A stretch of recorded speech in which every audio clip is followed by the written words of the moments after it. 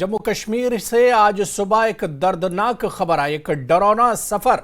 जी हां, डोडा में जिस तरह से सड़क हादसा पेश आया है, यह चिनाब रीजन का सबसे बड़ा हादसा बताया जाता है, जिसमें 35 से ज्यादा लोगों की मौत हो गई और अभी भी तकरीबन 20 मुसाफिर जो हैं वो एक तरह से घायल हैं, जख्मी हैं और मौत और जिंदगी के दरमियान जंग लड़ रहे हैं। लेकिन इस बीच सबसे बड़ा सवाल यह उठता है कि इन हादसों के लिए आखिर जिम्मेदार कौन है। चिनाब रीजन की हम बात करते हैं, इसे मौत का कुआं कहा जाता है। इससे पहले इस पर कमेटी भी बनती है, इस पर एक तरह से मंथन किया जाता है कि इन हादसों को कैसे रोका जाए, लेकिन फिर भी ये हादसे नहीं रुकते हैं। इन हादसों के लिए जिम्मेदार कौन है, कहां पर कमी रह जाती है, या ये हादसे बार बार क्यों पेश आते हैं, ये हादसों का सिलसिला थम क्यों नहीं रहा है, आज इसी को जेकेएलएच प्राइम टाइम में समझने की कोशिश करेंगे।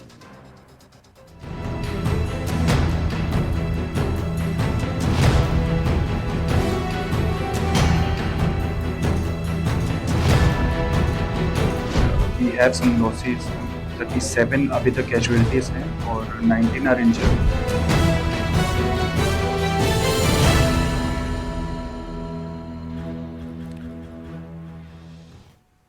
तो बस का ये सफर मौत में कैसे तब्दील हो गया, यही सवाल सबके जहन में है। दरअसल डोडा में एक बस अनियंत्रित होकर करीब 250 से 300 फीट गहरी खाई में जा गिरी। इस हादसे में 35 से ज्यादा लोगों की मौत हुई है, जबकि कई लोग अभी भी एक तरह से घायल हैं। अब सवाल यह उठ रहा है कि इस हादसे के लिए जिम्मेदार कौन है। जानलेवा जब सड़कें हैं तो इन पर काम क्यों नहीं किया जाता है, और आखिर इसके लिए जिम्मेदार किसे माना जाए, क्योंकि लगातार सड़क हादसे इस तरह के पेश आ रहे हैं जम्मू कश्मीर में, खासतौर से डोडा, किश्तवाड़ और इस तरह के जो इलाके हैं, यहां पर ये जो सफर है अब ये आसान नहीं है। अगर आप घर से सफर करने के लिए इन इलाकों में निकल रहे हैं तो आप जान हथेली पर लेके एक तरह से निकल रहे हैं, तो कैसे थमेगा सड़क हादसों का यह सिलसिला, इस पर रोक कैसे लगेगी, या जो सड़क हादसे पेश आ रहे हैं कमी कहां पर है, इसके लिए जिम्मेदार कौन है, आज इसी को जेकेएलएच प्राइम टाइम में हम समझने की कोशिश करेंगे। बहुत खास मेहमान भी मेरे साथ इस चर्चा में जुड़ रहे हैं, उनसे भी इन हादसों को हम समझने की कोशिश करेंगे। मेरे साथ बहुत खास मेहमान फारूक रंजुशाह जी मेरे साथ जुड़े हुए हैं, जो कि फॉर्मर ब्यूरोक्रेट हैं जम्मू कश्मीर पर बहुत अच्छी आपकी नज़र है। फारूक रंजुशाह जी, आपका सर बहुत इस्तकबाल है, बहुत स्वागत है जेकेएलएच प्राइम टाइम में। फारूक साहब, बहुत दुखद हादसा है डोडा का जो पेश आया, 35 से ज्यादा कीमती जानें चली गई, इंसानी और कीमती जानें इसमें चली गई। और फारूक साहब, मुझसे बेहतर आप जानते हैं कि यह हादसा पहला हादसा नहीं है। आप अगर रिकॉर्ड में जाकर देखिए, पिछले 2, 4, 5 साल का रिकॉर्ड उठाकर देखिए, तो सैकड़ों नहीं हजारों हादसे पिछले 10 साल में इन इलाकों में पेश आए। चाहे किश्तवाड़ की बात करें, डोडा की बात करें, भदरवा की बात करें, ये जो पूरा इलाका है इसे मौत का कुआं दरअसल कहा जाता है। फारूक साहब, सही बात कह रहे हैं आप। इन रोड्स को रोड्स लीडिंग टू डेथ कहा जाता है, और अनफॉर्चुनेटली जो भी निज़ाम चलाते रहे, पॉलिटिकल निज़ाम, मेरे ख्याल में रोड्स को उनने ज़्यादा पॉलिटिकल स्लोगन्स के लिए इस्तेमाल किया, लेकिन प्रैक्टिकली इनके लिए कुछ नहीं किया, और जिसका नतीजा आपके सामने है। क्रैक्स हो रहे, जियोलॉजिकल सर्वे है कि डोडा में क्रैक्स हो रहे हैं। पुल डोडा और डोडे के प्रॉब्लम है, आपका किश्तवाड़ की प्रॉब्लम है। ठाठरी से बस निकली, आपके पार्ट ठाठरी से निकली और एक क्रॉसिंग पे पहुंचकर वो बिल्कुल 300 फीट खाई में गिरती है जी। और ये एक वाक़ा नहीं, आपने हुरैरा साहब बहुत ही अच्छा रिसर्च किया है, ये एक सीरीज ऑफ हादसा है। लेकिन अनफॉर्चुनेटली आप देखो, जब मगर रोड खुला, अगर आपके सामने है रिकॉर्ड, जिसने भी वो खोला उसने कहा शाहजहां के बाद अब मैंने मगर रोड खोला। लेकिन मगर रोड भी कभी डबल लेन नहीं बना, रोड्स पे कभी कंसंट्रेशन नहीं हुई। डोडा के रोड्स वही जो बहुत पहले से थे वही रोड्स है। और आपके रेलवे का ऑल्टरनेट जो नेटवर्क होना चाहिए था, वो पिछले 70 साल पॉलिटिशियन कहते थे कि अगर रेल यहां जम्मू कश्मीर में आएगी इसका मतलब है हिंदुस्तान ने जम्मू कश्मीर खा लिया। दिस वाज द 370 का यही तजिया लोगों को दिया जाता था। रेल मत ले आओ, मरने दो लोगों को, रोड्स मत बनाओ। ये क्या है मुझे लगे। और मैं आज जब मैं आपसे बात कर रहा हूं रहरा साहब, सब खून के आंसू रो रहे हैं। आपका मैं देख रहा हूं, आपका लहजा भी आज बहुत ज्यादा गमगीन है, क्योंकि हादसा ही है। 38 के करीब कहते हैं कि डेथ टॉल पहुंचने वाला है। तो अगर 38 वाले जो साहब चीफ मिनिस्टर रहे हैं वो एक भी नहीं वहां पहुंचा डोडा, उनको पहुंचना चाहिए था और कहना चाहिए था लोगों को कि अपने टेन्योर में उन्होंने क्यों नहीं इन रोड्स को इतने हादसों के बाद भी नहीं किया। और इवन प्रेसिडेंट गवर्नर को भी वहां मैंने सुना कि वो कल जा रहे हैं। अगर जा रहे हैं तो एक बहुत बड़ी मैसेज है ऐसे लोगों के लिए, क्योंकि अगर आप हमारे चीफ मिनिस्टर का रिकॉर्ड देखेंगे, यहां कहते थे जम्मू में जी मस्जिद बनाएंगे, सेक्रेटरीट को कन्वर्ट करें मस्जिदों में, दारुल उलूम बनाएंगे, लेकिन रोड जो एसेंशियल है आज के इस दुनिया में उन पे कभी बात नहीं की गई, रेलवे पे बात नहीं की गई। उसका नतीजा आपके सामने लाशें ही लाशें हैं और बड़ा अनफॉर्चुनेट है, बहुत ज्यादा अनफॉर्चुनेट। नहीं, बहुत अच्छी बात फारूक रिंजू शाह जी आपने कही कि सियासी पार्टियां सिर्फ वादे करती हैं, नारे देती हैं, स्लोगन होते हैं, बाकी जमीनी सतह पर अगर काम होता तो ये हादसे नहीं होते। इस तरह का हादसा नहीं पेश आता अगर सड़कें बनाई गई होती और बेहतरीन सड़कें होती उनके लिए पहले से अगर इस तरह के इंतजाम किए गए होते। बहुत अच्छी बात कही है। मेरे साथ एक और खास मेहमान इस चर्चा में जुड़ चुके हैं, फिरदौस टाक साहब हैं, जो कि सीनियर लीडर हैं, जम्मू कश्मीर पीडीपी के लीडर हैं, वो हमारे साथ जुड़े हुए हैं। फिरदौस टाक जी, आपका भी बहुत इस्तकबाल है जेकेएल प्राइम टाइम में। कुछ देर में हमारे साथ फिरदौस साहब जुड़ेंगे, शायद अभी हमारे साथ वो नहीं जुड़ पाए हैं। मैं दोबारा से फारूक रिंजू शाह जी आप ही के पास आना चाहूंगा।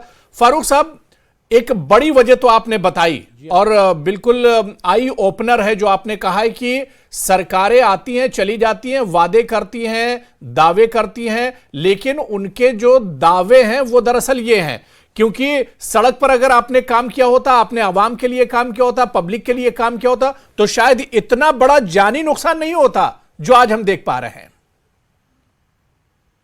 सही बात, वही मैं कह रहा हूं। इस बेल्ट ने एक चीफ मिनिस्टर दे दिया है, इस बेल्ट से चीफ मिनिस्टर निकला है जम्मू कश्मीर का। तो मेरे ख्याल में यहां तो रोडों का नेटवर्क ऐसा होने, रेल निजाम होना चाहिए था, रेलें पहुंचनी चाहिए थी। मतलब आप मुझे बताएं कौन सा रोड इन्होंने ऐसा बनाया जिसको हम कह सकते थे कि जो आज के मॉडर्न नेटवर्क है, अब कहते हैं कि शायद अगले साल कन्याकुमारी से कश्मीर तक रेल का जो यह है पूरी हो जाएगी। Otherwise is a landlocked places, Doda is a landlocked hilly area है। तो इसका हिली जो टेन्योर है, इसका कैरेक्टर है हिली कैरेक्टरिस्टिक, और बहुत ही फर्टाइल इलाका है डोडा। रोड ऐसे बनने चाहिए थे, क्या नहीं है? आप दुनिया के कई और इवन अपनी कंट्री के फार ऑफ एरिया जाइए, आप मणिपुर जाइए, आप नॉर्थ ईस्ट में जाइए, आप साउदर्न इलाकों में जाइए, रोड्स का इंफ्रास्ट्रक्चर जो वहां के लोकल पॉलिटिशियंस हैं उन्होंने सेंटर से पैसा लिया और बनाया। मुझे नहीं लग रहा है कि डोडा के कोई नया एक्सपेंशन रोड का ऐसा हो गया जिसको आज ये कोई क्वेश्चन नहीं उठाता। दूसरा हो गया माइक्रो इज दिस टाइम एक गाड़ी में कहते हैं ओवरलोड था। ओवरलोड का जिम्मेदार भी यह है कि मैक्सिमम बस सर्विस नहीं है, लोग जंप ओवर करते हैं, रात की तारीकी में गाड़ी नहीं मिलती है तो छतों पे चढ़ते हैं।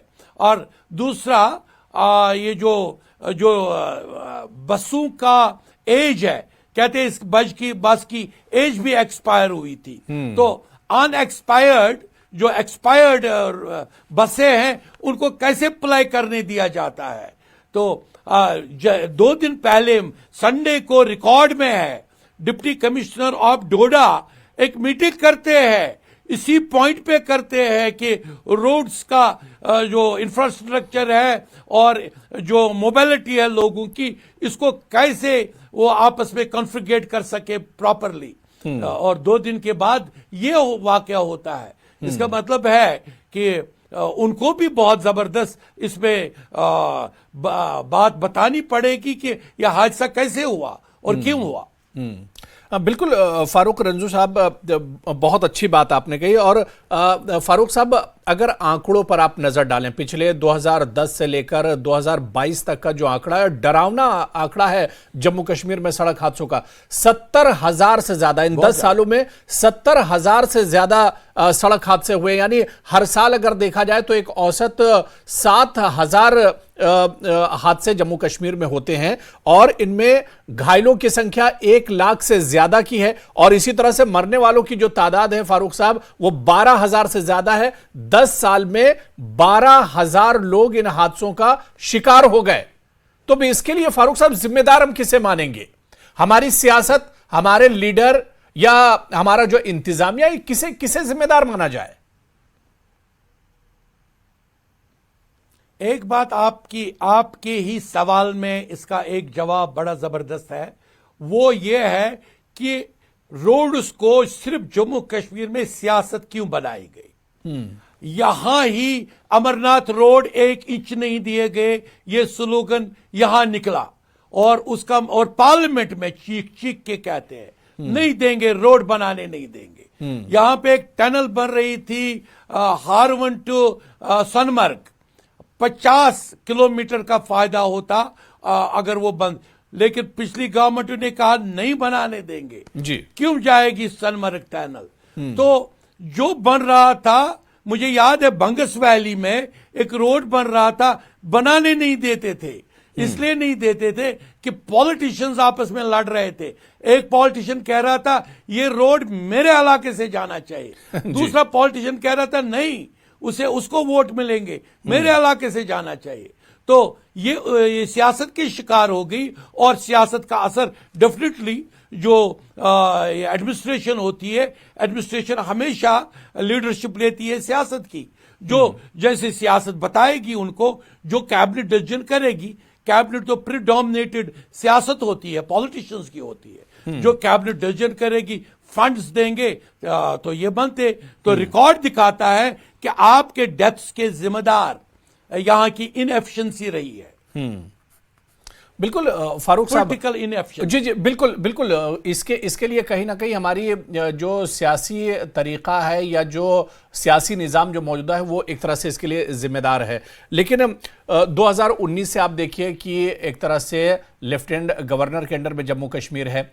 पिछले तकरीबन 8-9 सालों से या 4-5 सालों से आप कह लीजिए, और उससे पहले अगर आप चले जाते हैं तो जो जम्मू कश्मीर की रिवायती पार्टियां हैं, चाहे नेशनल कॉन्फ्रेंस की बात करें, कांग्रेस की बात करें, पीडीपी की बात करें, ये सब पार्टियां जो अपने आप को जम्मू कश्मीर के डेवलपमेंट और तरक्की के लिए बड़े बड़े नारे देती हैं, आखिर ये पार्टियां कहां हैं? और इनके काम पर भी एक तरह से सवाल उठते हैं कि अगर इन्होंने अपने टेन्योर में ही सिर्फ काम किया होता, कि चाहे महबूबा मुफ्ती हो, चाहे मरहूम मुफ्ती मोहम्मद सईद साहब हो, डॉक्टर फारूक अब्दुल्ला हो, उमर अब्दुल्ला हो, गुलाम नबी आजाद हो, बहुत बड़े बड़े नाम हैं इसमें।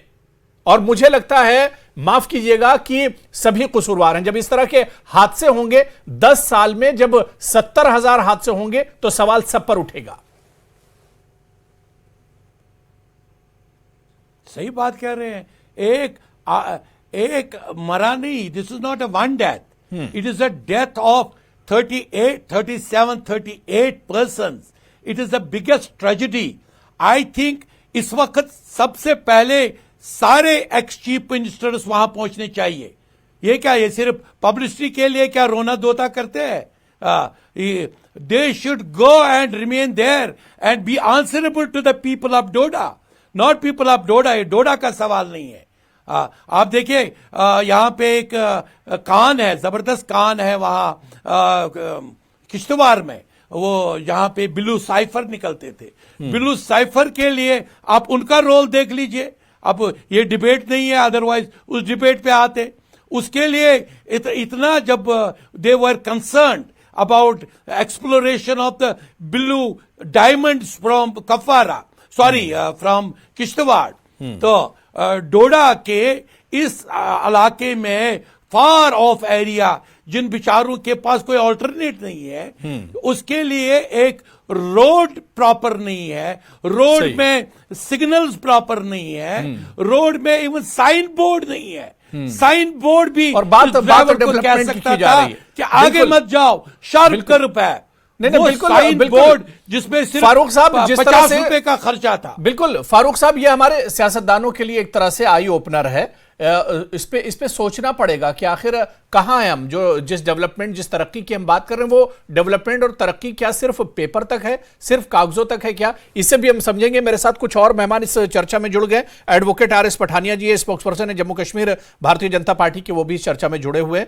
नासिर अहमद गट्टू जी हैं जो कि एडवोकेट हैं और सोशल एक्टिविस्ट भी हैं, वो भी हमारे साथ इस चर्चा में जुड़े हुए हैं। नासिर अहमद साहब, आपका भी, और एडवोकेट आर.एस. पठानिया जी, आप दोनों लोगों का बहुत इस्तकबाल और स्वागत है। मैं बहुत नासिर अहमद गट्टू जी, सर इस हादसे को कैसे देखा जाए? क्योंकि चेनाब रीजन में बहुत से हादसे हुए हैं और मैं तो जिस तरह से पढ़ रहा था, देख रहा था कि पिछले 10 सालों में 70,000 से ज्यादा जम्मू कश्मीर में सड़क हादसे हुए हैं और यह हादसा तो अपने आप में बहुत बड़ा हादसा है। इसमें तो 35 से ज्यादा कीमती जानें गई हैं। किस तरह से इसे देखते हैं नासिर साहब? देखिए, ये जो एक्सीडेंट, ये हमारे, जो मैं खुद चिनाब वैली का रहने वाला हूं, तो ये कोई नई बात नहीं है हमारे लिए। ये हमारी जिंदगी का एक पार्ट एंड पार्सल बन गया है। इसलिए अगर हम 12 साल का डाटा लेते हैं ट्रैफिक डिपार्टमेंट ने, तो मैं कहूंगा कि 21,234 एक्सीडेंट अभी तक हुए हैं, जिसमें 22,124 जाने गई हैं। ये 6 डिस्ट्रिक्टों का डाटा ट्रैफिक डिपार्टमेंट ने 2010 से लेकर 2022 तक का डाटा दिया हुआ है। और यहाँ जो मैं ये कहना चाहूंगा कि हम लोग जो इस एरिया में रहते हैं, हम पॉलिटिकली ऑर्फन हैं। We are sandwich between the politicians. हम सियासतदान जो कश्मीर के कैपिटल में बैठे हैं और जम्मू की कैपिटल में बैठे हैं, हम उन लोगों की लड़ाई में एक सैंडविच बन गए हैं डेवलपमेंट के बारे में। अगर हम डेवलपमेंट की बात करते हैं, हमसे रिसोर्सेज लिए जाते हैं, हमसे हर वो चीज ली जाती है। जैसे अगर आप अभी फारूक साहब ने एक कहा सफायर की है, उसके बाद में एक और जोड़ूंगा जिसमें जिप्सम है, और तीसरी जो मेन इंपॉर्टेंट जो जोड़ूंगा वो आपका जो हाइड्रो इलेक्ट्रिक पावर्स है। इसमें सब कुछ हो रहा है, यहाँ से हर चीज ली जा रही है, लेकिन जब डेवलपमेंट की बारी आती है तो ये कहीं ना कहीं भुला दिया जाता है। कहीं ना कहीं ये लोग ड्यूटी से हट जाते हैं।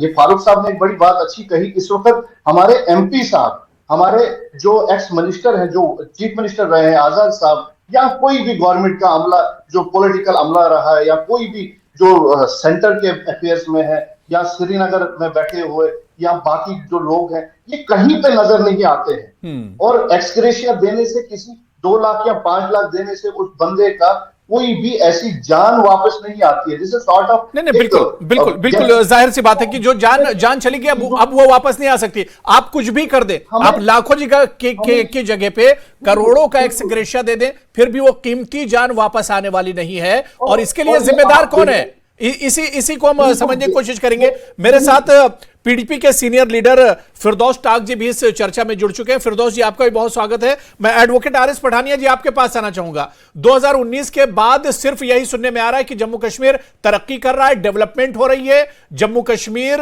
अब पहले से बहुत बदल चुका है। ठीक है, आतंकवाद खत्म हो गया, पत्थरबाजी खत्म हो गई, लेकिन यहां की जो सड़कें, जो चीजें यहां पर अभी फारूक रेंजोशाह जी बता रहे थे और निसार साहब ने जो चीजें बताई हैं डेवलपमेंट के नाम पर, क्योंकि ये जो हादसा वो ये अपने आप में बता रहा है कि चीजें जमीन पर नहीं हुई हैं, वरना इस तरह के हादसे नहीं होंगे। जी अबू जी, सबसे पहले तो हमारी my heart goes to all the 38 bereaved families जो 38 कीमती जाने एक बस एक्सीडेंट में डोडा से किश्तवाड़ की जा रही थी बस, और मुझे लगता नहीं कि इससे बड़ा कोई बस इंसिडेंट पिछले दिनों को हिस्ट्री में कभी हुआ हो। और प्रधानमंत्री जी ने भी अपनी संवेदना और उसके साथ साथ एस्पिरेशन की भी जो घोषणा करी। यहाँ तक इस विषय की बात है जिसपे आपने बात की है, मैं ज्यादा आपके साथ इशू ज्वाइन नहीं करूंगा। आपने कहा much has been done and much need to be done, ये हम सबके लिए चैलेंज है, हम सबके लिए चुनौती है। जम्मू कश्मीर में रोड सेफ्टी ना सिर्फ पॉलिटिकल पार्टीज बल्कि हर रिजीम के लिए, हर सरकार के लिए, हर इंतजामिया के लिए, हर ऑफिसर के लिए ये एक चैलेंज रहा। लेकिन इस चैलेंज को जिस तरीके से डील किया जाना था नहीं किया गया। मैं सबसे पहले रोड सेफ्टी काउंसिल जो हर जिला में जिसकी तश्कील की गई वो किस तरीके से काम करें, ब्लैक स्पॉट आइडेंटिफाई किए जाएं, ट्रैफिक और जो रीजनल ट्रांसपोर्ट अथॉरिटीज और लोकल जो एडमिनिस्ट्रेशन उनके बीच में लिएजन कैसे हो जाए, बसेस का प्रयोग। नहीं, निसार साहब अभी बोल रहे थे, निसार साहब बोल रहे थे कि इस पूरे रीजन को, इस पर सियासत होती है, यहाँ के लोगों के वोट लिए जाते हैं, लेकिन इस पूरे रीजन को, इस पूरे खित्ते को हमेशा भुला दिया जाता है वोट लेकर। देखिए मैंने कहा कि मैं डिफरेंट मेजर्स की बात कर रहा हूँ कि सरकार की उक्त एजेंसी अपने साथ कोऑर्डिनेशन में काम करें और उस कोऑर्डिनेशन के साथ काम करके एक्सीडेंट फ्री, जीरो एक्सीडेंट का जम्मू कश्मीर, पहाड़ी क्षेत्र है, बारिश रहती है, बर्फबारी रहती है, डरावने आंकड़े हैं यहाँ के। पठानिया जी, आप आंकड़े उठाकर हादसों की इस रीजन में देखिए, जो निसार साहब भी उसका तस्करा कर रहे थे। डरावने आंकड़े हैं, डरावने, आप डर जाएंगे इसे आप पढ़ेंगे। बिल्कुल ठीक कह रहे हैं आप, बिल्कुल ठीक कह रहे हैं। हम लोगों ने विधानसभा में भी नहीं, तो इस पर काम कब होगा? मैं ये चाह रहा हूं कि सीधे हम चर्चा में आ जाएं। इस पर काम कब होगा? सड़कें कब बनेंगी? सेफ्टी कब होगी? हम घर से अगर निकले तो हम जिंदा अपने घर कब पहुंचेंगे? बहुत कुछ हुआ है और लेकिन काफी कुछ किया जाना बाकी है। मैं नहीं बोलूंगा ऑल इज वेल, ये बड़ा प्लेजेंट स्टेटमेंट होगा। मैंने कहा बहुत कुछ हुआ लेकिन काफी कुछ और बहुत कुछ किया जाना बाकी है। और आज का इंसिडेंट अपने आप में आई, let us start from here, इसी से हम लोग स्टार्ट करें। और ये जो लॉजिस्टिक्स, जैसे मैंने कहा कि पहले भी तय किया गया ब्लैक स्पॉट्स आइडेंटिफाई करने, ब्लैक स्पॉट्स के बाद सड़कों की हालत ठीक हो, रोड के परमिट ठीक हो, गाड़ियों की कंडीशन ठीक हो, ड्राइवर प्रोफेशनली ट्रेंड हो, डिफरेंट एजेंसीज के बीच में सर्वेलेंस हो, और जो नई हमारी जो टेक्नोलॉजी है, इस टेक्नोलॉजी के यूज के साथ हम zero accident free Jammu Kashmir की कल्पना। चलिए ठीक है। फिरदौस टाक जी, मेरी आवाज आप तक पहुंच रही है? फिरदौस टाक जी, राजनीति ना करें। फिरदौस टाक साहब, इस हादसे के लिए सीधा मेरा सवाल है, क्योंकि अब समय बहुत कम बचा है। जिम्मेदार हम किसे माने? जो सरकारें आकर चली गई, या जो मौजूदा सरकार है, या फिर इंतजामिया? किसे जिम्मेदार माना जाए? आखिर इन इलाकों पर किसी की नजर क्यों नहीं जाती है? यहां पिछले 50 सालों से या उससे पहले से ये इलाके उसी हालत में क्यों पड़े हुए हैं?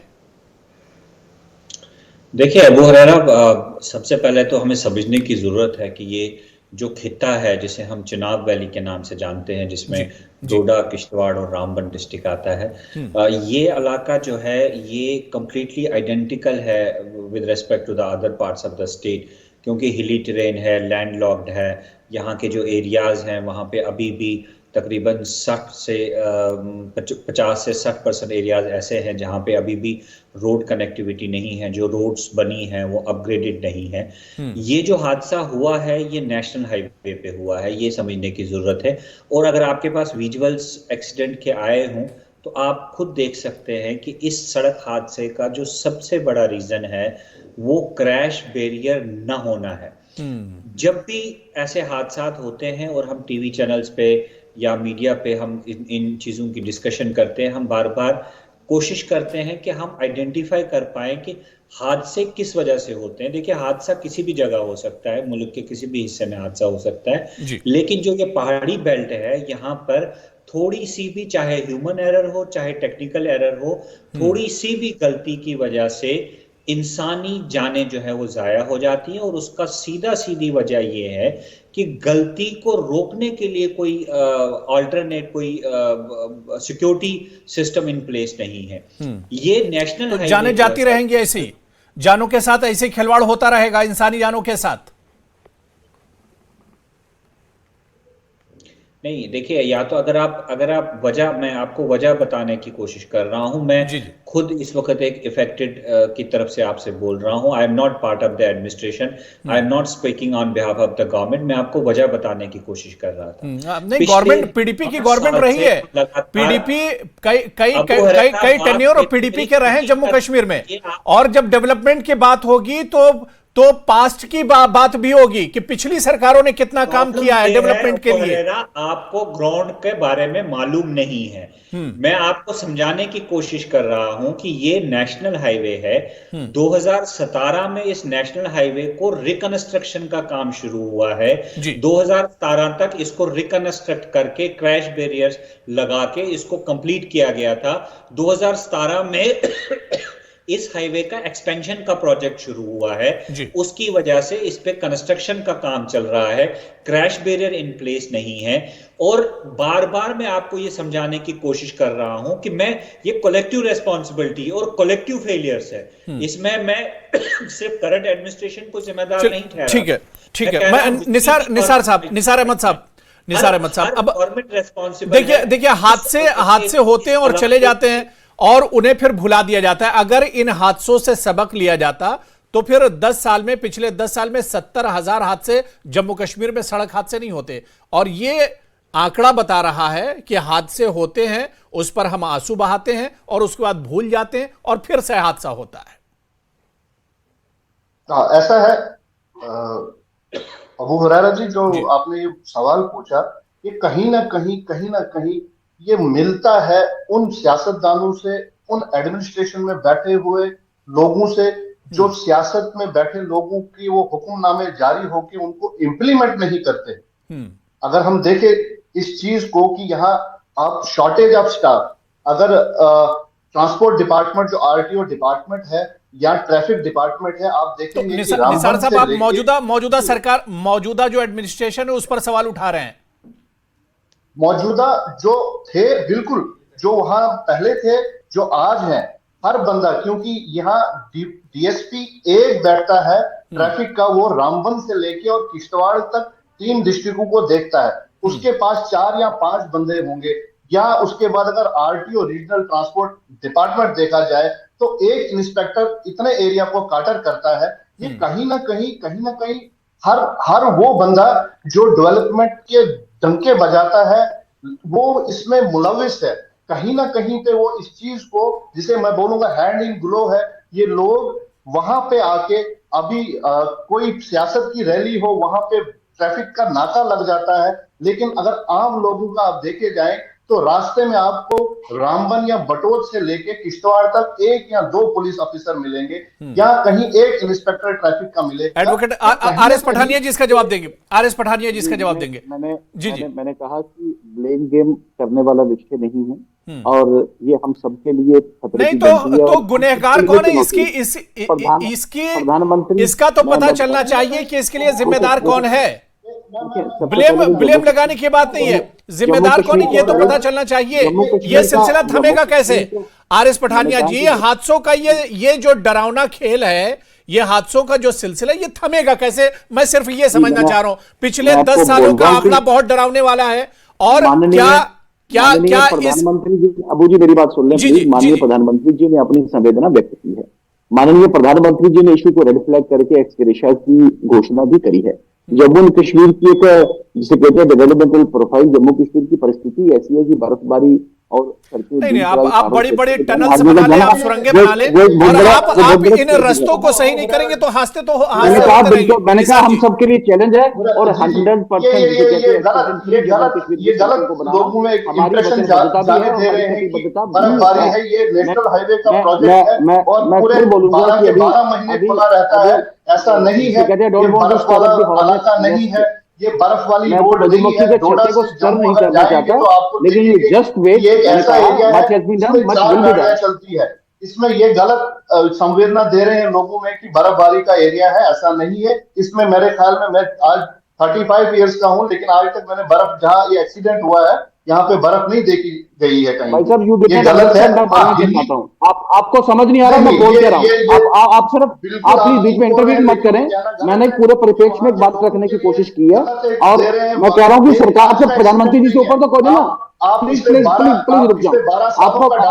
आपको जिस कॉन्टेक्स्ट में मैंने कहा, आपको शायद समझ नहीं आया या मैं समझा नहीं पाया। मेरी बात, ये उन लोगों से पूछा जाए जिनके अपने खोए हैं इस एक्सीडेंट में। ये आज की बात नहीं है, मैं आपको बता रहा हूं, मैं फिर रिपीट कर रहा हूं। नहीं, बिल्कुल। देखिए, अब गुनहगार कौन है, इसके लिए जिम्मेदार कौन है? एक्सीडेंट फ्री करना, इनके लिए वो नहीं, नहीं। कब्जा भी है। इसके लिए जिम्मेदार कौन है, इसका तो पता लगाना चाहिए। क्या इसी तरह से हादसे होते रहेंगे, इसी तरह इंसानी जानों से खिलवाड़ होता रहेगा? इसका पता तो चलना चाहिए कि आखिर इन हादसों के लिए जिम्मेदार कौन है। क्योंकि हादसे होते हैं, जो मैंने पहले कहा कि हादसे होते हैं, उस वक्त हम रोते हैं, उस पर दुख जाहिर करते हैं, और हादसे होकर निकल जाते हैं, लेकिन उस पर कोई कार्रवाई या कोई काम नहीं किया जाता है, और फिर से हादसे पेश आते हैं। अगर इन हादसों से सबक लिया जाता तो ये डोडा का इतना बड़ा हादसा, इतनी बड़ी जानी जो नुकसान इतना बड़ा हुआ है, ये शायद नहीं होता। लेकिन इस हादसों से हम सबक नहीं लेते और इन पर सिर्फ सियासत होती है। अब सियासत से आगे बढ़कर काम करने की जरूरत है। इन हादसों को कैसे रोका जाए, इस सिलसिले को कैसे रोका जाए, ये दरअसल करने की जरूरत है। और हम उम्मीद करते हैं कि इस पर इंतजामिया गौर व फिक्र करेगा, इस पर मंथन करेगा और हादसों के इस सिलसिले को अब रोका जाएगा। बहुत बहुत